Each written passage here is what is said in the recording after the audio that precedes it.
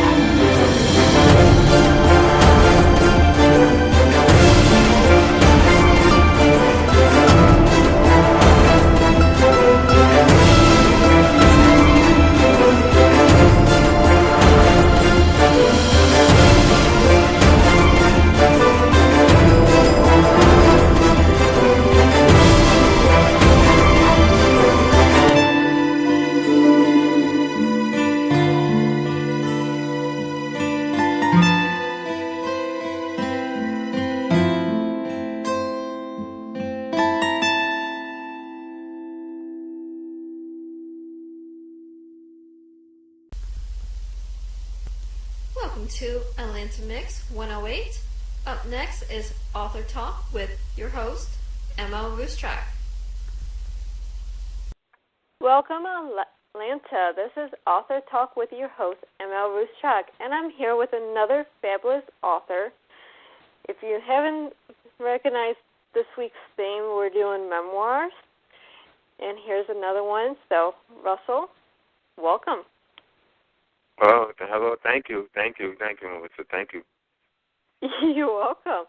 Now, here's what's interesting. We're kicking this week off right, and we're doing memoirs of those who grew up with less than ideal circumstances. So, your book is Ghetto Bastard. Let's talk a little bit about that today.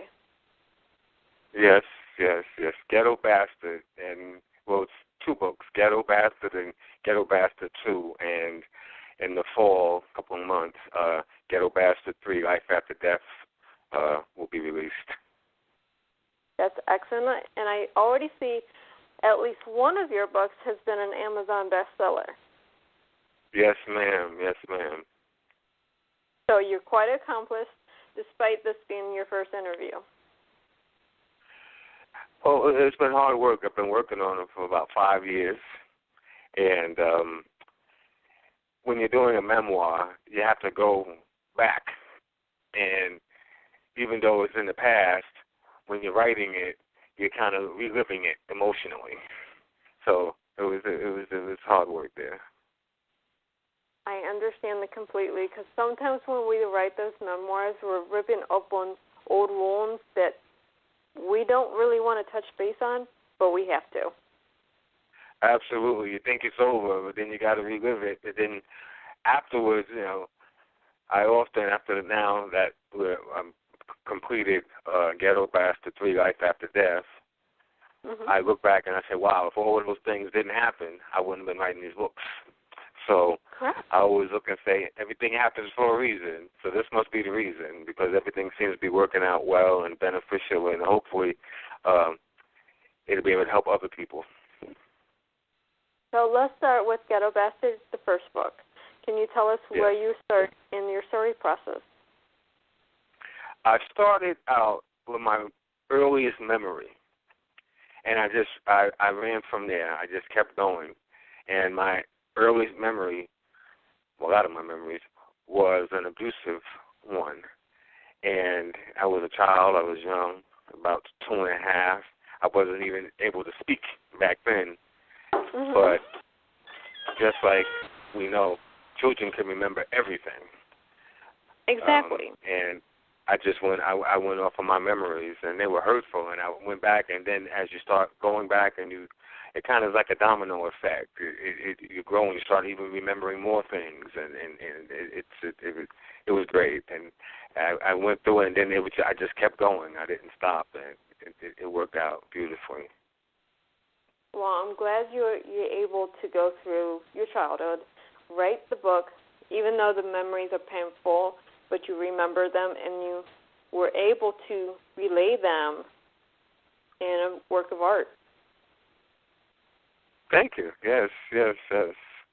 And to myself, I didn't consider it a work of art. I was considering it therapy.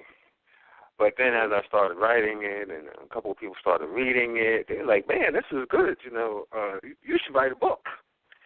And I never considered it until I started writing it. And then once I started writing it, like I said, and people started reading it, I was getting good feedback, so I just continued.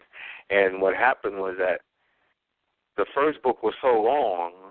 The first book, writing my memoir, was about 600 pages. And my editor was like, hey, this is too much for a first-time author. You need to cut this down. And it ended up becoming 2 books. That's always a good start, though. Excuse me? That's always a good start when you have an idea and your editor or your publisher tells you, hey, it's too long, or this needs to be 2 books just because of the length. That's always a good sign. Oh, I'm glad to hear that. Yeah, and I have a good editor, too, Sarah Soley. She has a couple of books out, and she was an actress before, and she really had me bring out a lot of stuff also, because she would challenge me to be better at my writing and question certain things and put little comments and have me explain. And then as I did that, then I started realizing my writing became a little bit better.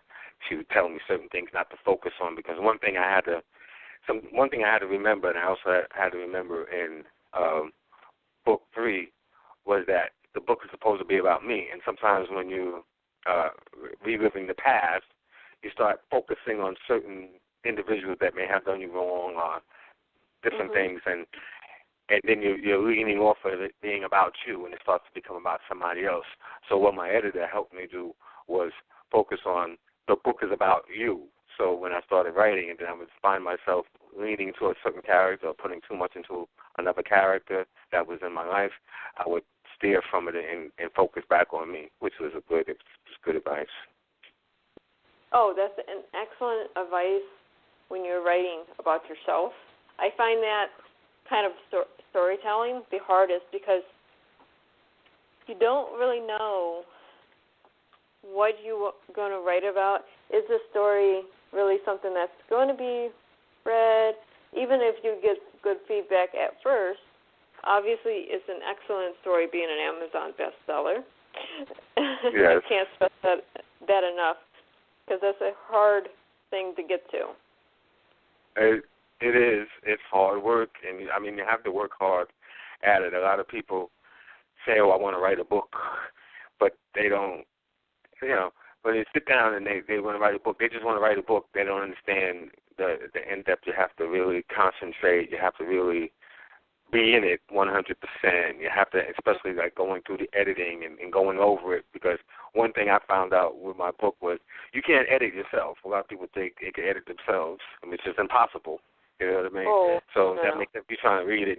What you start doing is reading in your head what you wrote, but you're not reading the actual words itself. So I found that out the hard way initially, that trying to edit myself and my wife was a foolish task. See, I'm lucky I have 2 editors. My first editor is my daughter, who is my little grammar Nazi. And then she does all my line edits and all my grammar. Then I have my regular pre-publishing, which is through my publishing company, and they finish the edit. Oh, okay. So you get a little bit of a discount. Just a little bit. Yeah, I have to pay for all mine. Well, see, certain publishing houses will offer discounts to their published authors. Yeah, but you know what? I think with the way I did it, and I'm a firm spiritual person. I mean, if you read my thing, it just says the testament of the human spirit. Sometimes you know when you bond with somebody, and I ended up bonding like with my spirit with my editor, and they felt like to find a good editor who really knows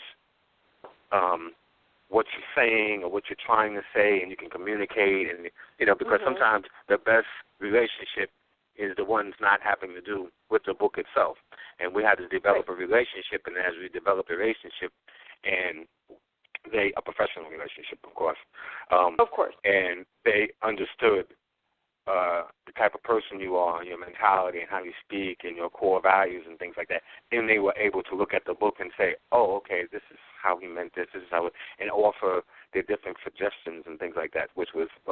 It's always wonderful to have not only an editor, but anyone that touches your book that gives you the feedback, able to connect with you. And with memoirs, you're able to connect more with your readers, because they're going to really a piece of you through your eyes.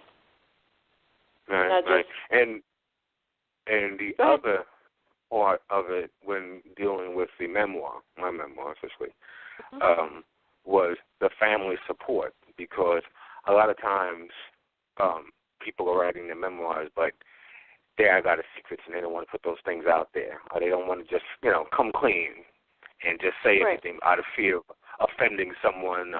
You know, if you tell the truth, they're going to, you know, this person is going to be upset. So then they alter the truth a little bit. And then once you start altering the truth, then the memoir is not authentic and it doesn't scream out. But if it's authentic and you're putting it all and you have that family support behind you, which is what I have, it just screams off the page now.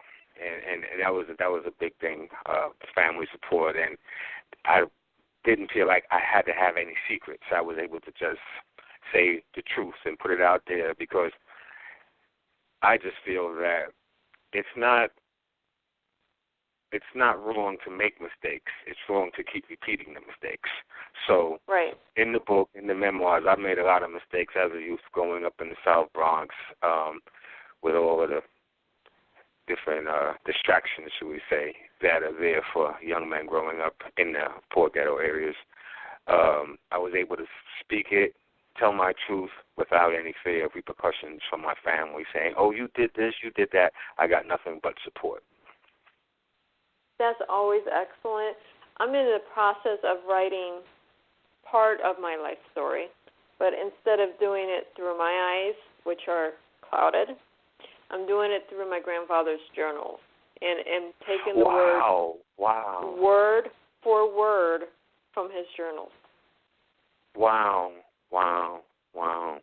That's incredible. You know, that's so ironic that you say about the grandfather, because my grandfather, he's dead now, God rest his soul, but he was what I call the original ghetto bastard. His mother, who raised me, I was raised by my great-grandmother, was pregnant at age 15, around 1930, by a Caucasian gentleman. And she had 2 kids by him. And, of course, like I said, she was unmarried. And I just think of the ridicule that she had to suffer back in those days, and then the ridicule that he and his sister had to suffer growing up, being biracial in the 1930s in Harlem. And I realized that it came down, it's not a hereditary thing, but the behavior was repeated from my mother.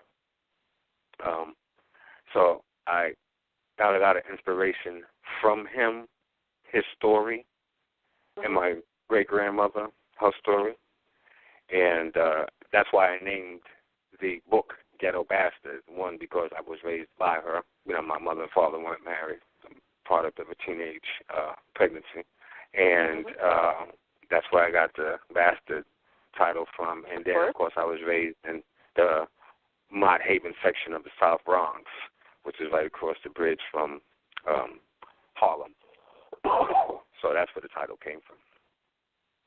That is, like I said, it's a work of art that you were able to write this. It's inspiring because you put your life literally out there.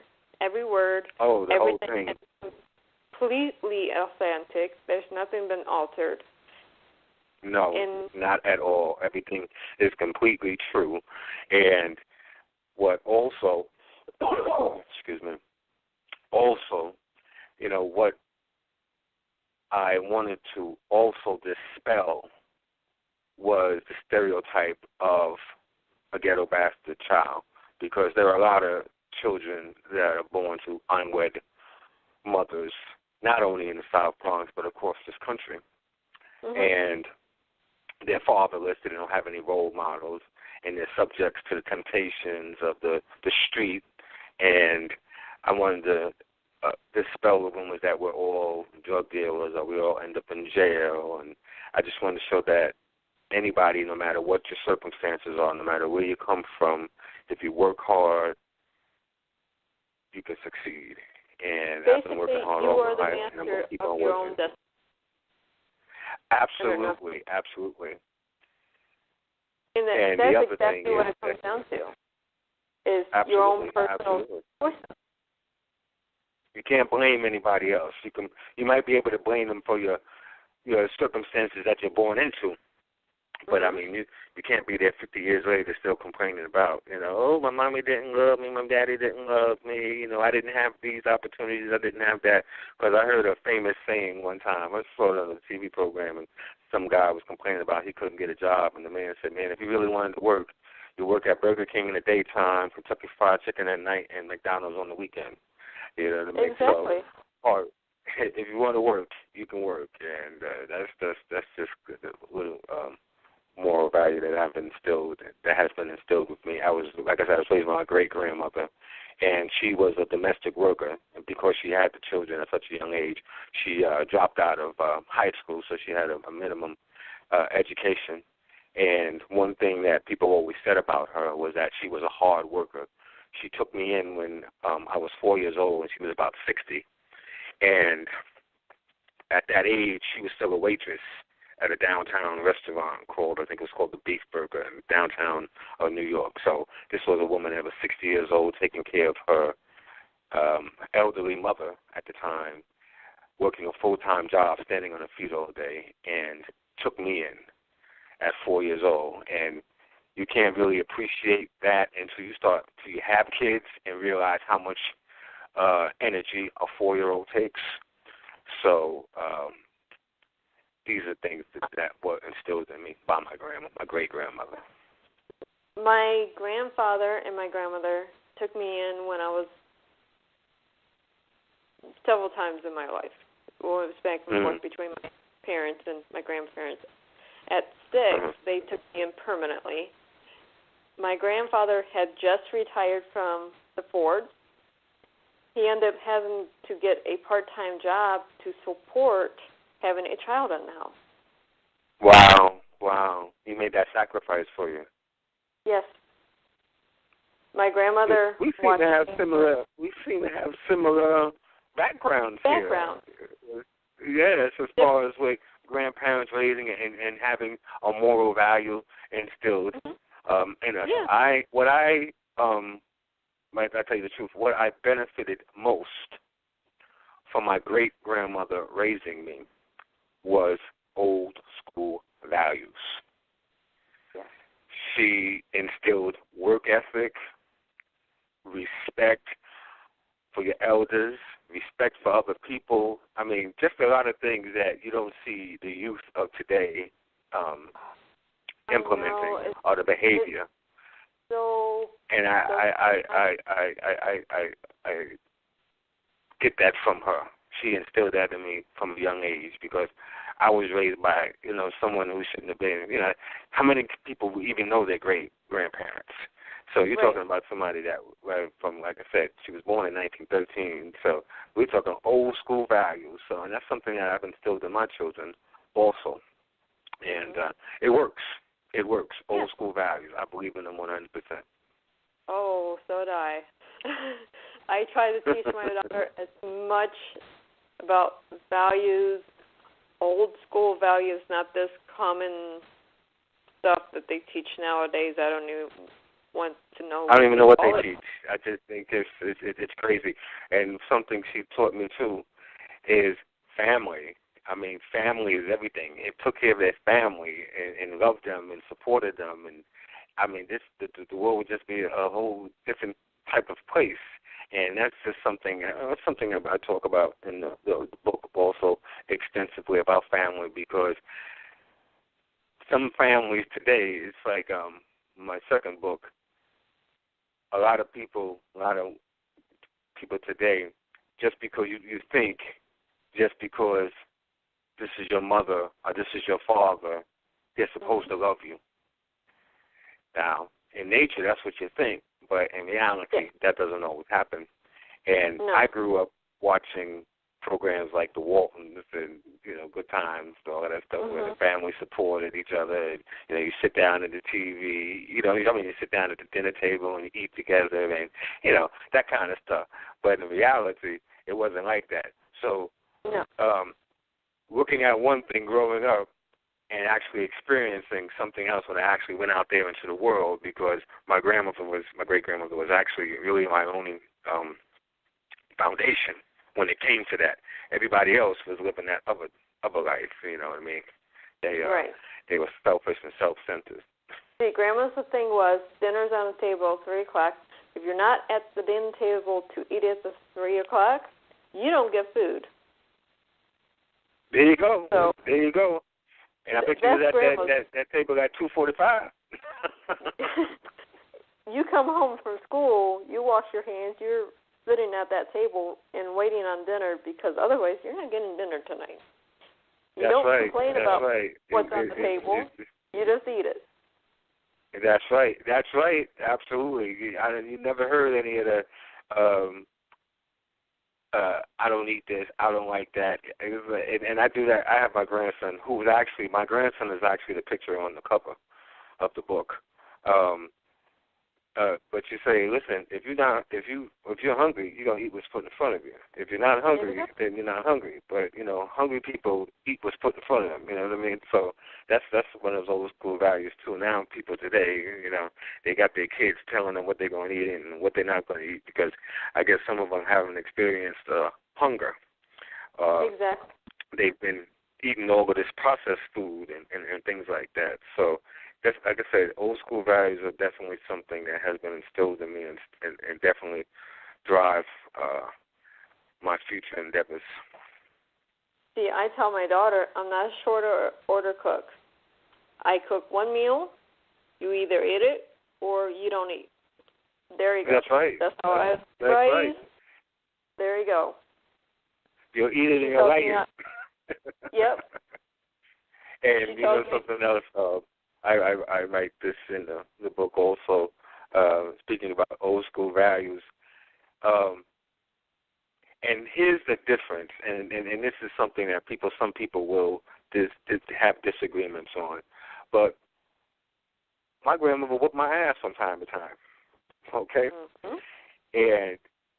But there was a difference between a whooping and someone beating you.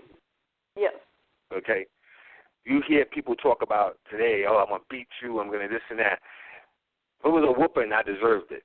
There were things that I did that I deserved. She used to love to catch me out that bathtub, you know what I mean? You think everything is cool and stuff like that. Yeah, that's school. But it was something, and it was done to discipline you, to teach you.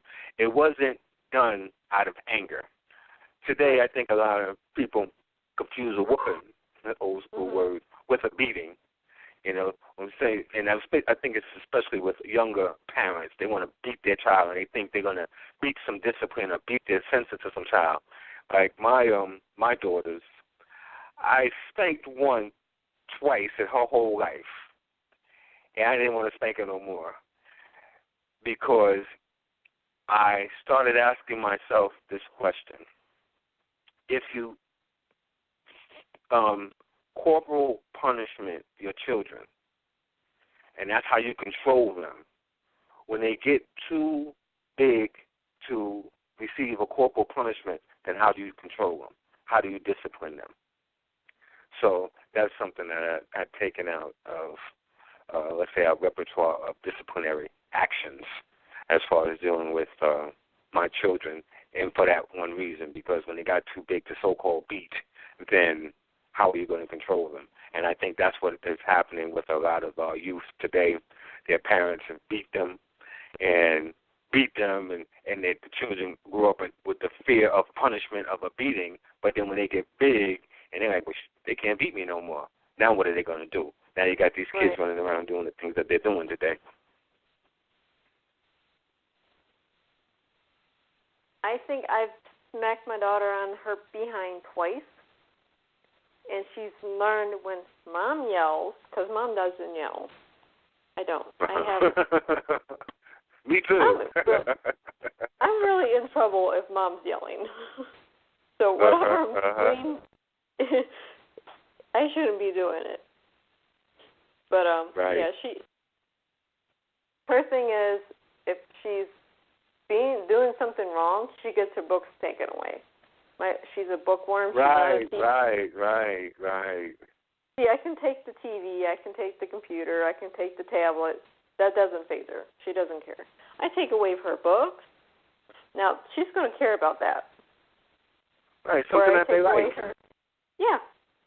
She doesn't care about the TV. She doesn't care about stuff like that, the electronic stuff. I take away the books. Absolutely. She's whining Absolutely. and crying and you have to look also at when you were a child, because that's what we have to do now. We have to look at the things that affected us as a child, what worked, what didn't work. Because, like I say this in the book, the players change, but the game stays the same. You know what I mean? Children are still children, okay? So the same things that would affect me back then are going to affect us in way today, the children today. Like, I had my grandmother, not my great-grandmother, but my grandmother, my mother's mother. They used to talk to me all the time. Never beat me a day in their life, you know? But they talked to you for like an hour, telling you about what you did wrong and trying to explain it to you, and then you got to explain why you did it, and you got to think about it, and you got to go to. Sometimes I'd be like, look, just beat my ass and get it over with, so I don't have to hear you talk no more. You know what I mean? So I see things like that. I do stuff like that with my grandson, and I did stuff like that with my daughters. I just talked them to death. I just talked about the situation, talked about, you know, why and how they were feeling and what motivated them to do whatever they did that caused the situation. And it seemed to work a lot better because now that's what they do with my grandson. They do a lot of talking. And communication is important because if the child is communicated with, then he learns how to communicate. But if he learns punishment, everything is punishment, then that's how, in his mind, that's how he handles the situation. Everything has to be punishment. Somebody crosses him, somebody does something wrong, he feels betrayed by something. He doesn't want to communicate, he wants to lash out. So I think that's one of the key things that are missing with our youth today, which is why, you know, this is why I said with the book, it's the book is, it's not only just about black people, it's about all people. There are lessons that can be learned that crosses all barriers. It doesn't have to go with race, creed, or color. It's about humanity. And that's absolutely correct. Unfortunately, we don't have any more time today to continue this conversation. As wonderful it's been because we have so much here in common. It's so funny. Oh, yes, absolutely. But now, before you go, I want you to remember that they can get my book at GhettoBastard.com. And for people who don't read but are curious about the book and don't want to buy it first, if you go to GhettoBastard.com, there's a little TV on the website that comes right up, and it plays the first chapter.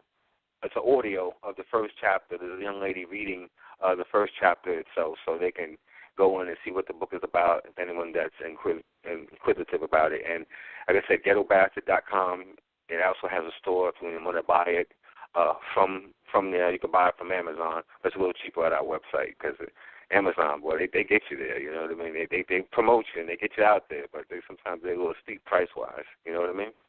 Oh, I understand. Being an author myself, I understand completely. So, thank you again for being on the show. And thank you for having me. And maybe after Ghetto Bastard 3, Life After Death, comes out, we can set up another interview after you read the books, because I want you to read the books. Oh, I would love to do that, because, like I said, I've only read through a couple pages here and there, but everything that we're talking about, different state, different circumstances, but it's very similar. And it's just absolutely.